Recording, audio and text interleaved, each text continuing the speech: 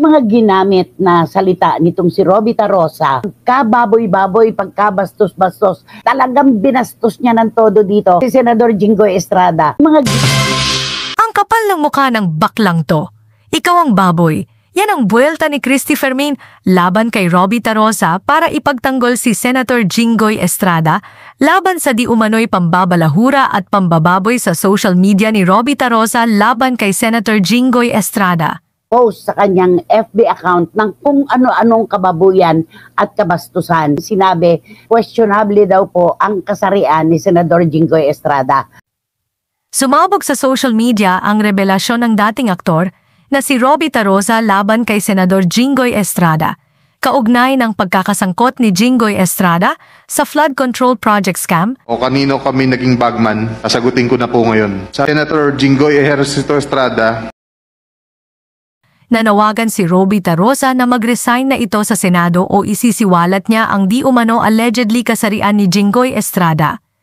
Kasunod dito, matapang na isiniwalat ni Robita Rosa ang di umano allegedly na bakla daw si Senator Jinggoy Estrada at ito daw ang dahilan ng paghihiwalay nila ng kanyang ex-partner noon na si Joed Serrano dahil nagkaroon daw ng sexual relationship o pagtatalik sina Joed Serrano at Jinggoy Estrada.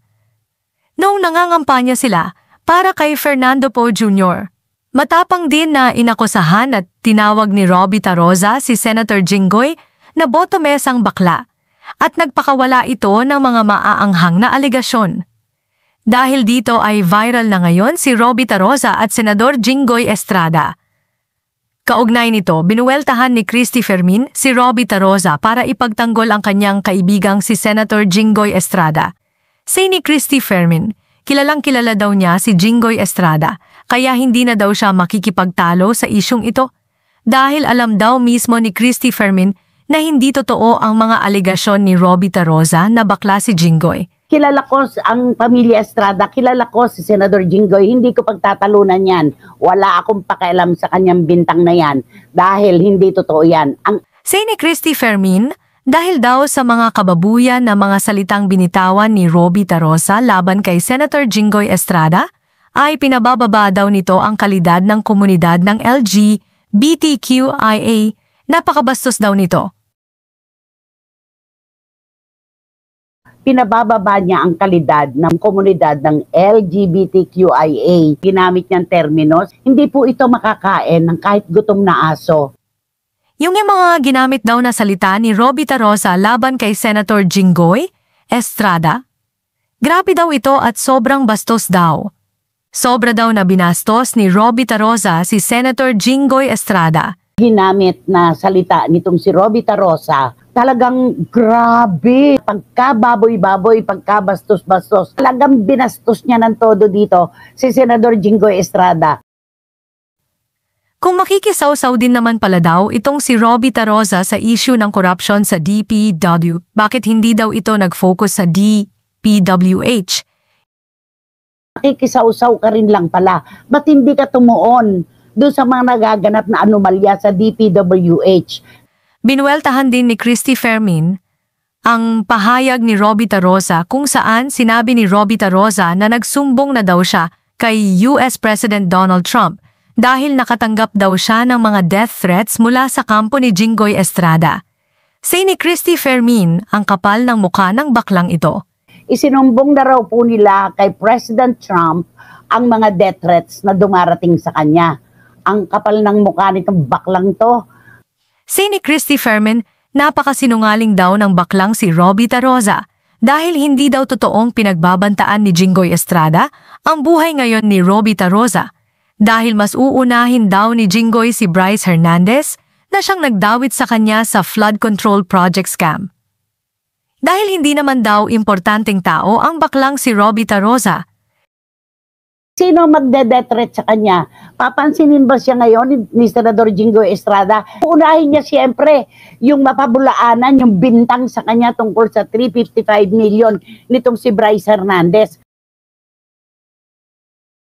Bakit siya ang bibigyan ng pagpapahalaga?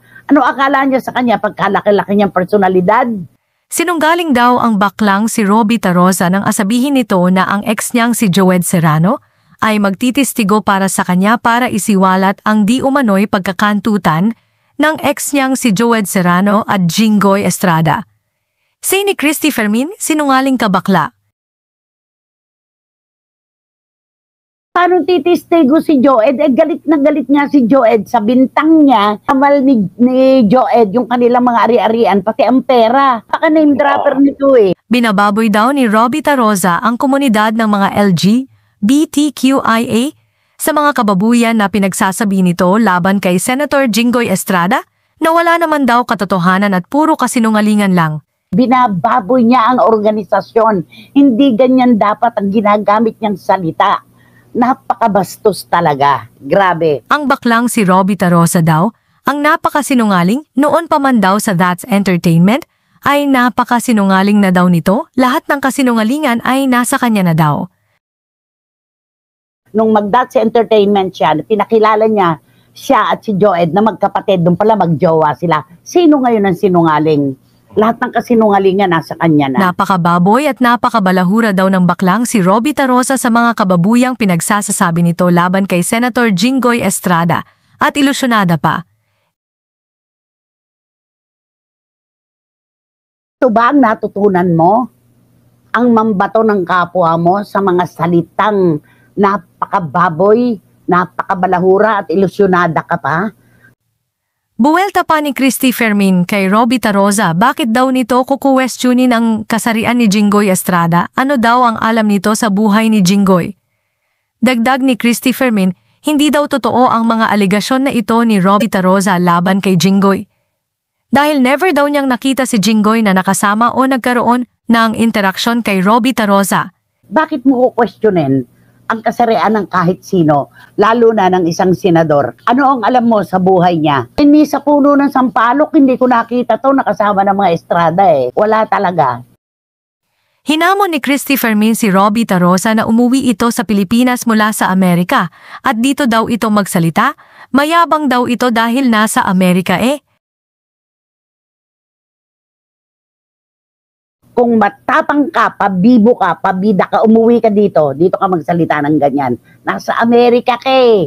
Ay yayabang nyo porke malayo kayo. Kaugnay nito, wala pang inilalabas na pahayag si Senator Jinggoy Estrada sa mga alegasyon at akusasyon na ito ni Robbie Tarosa.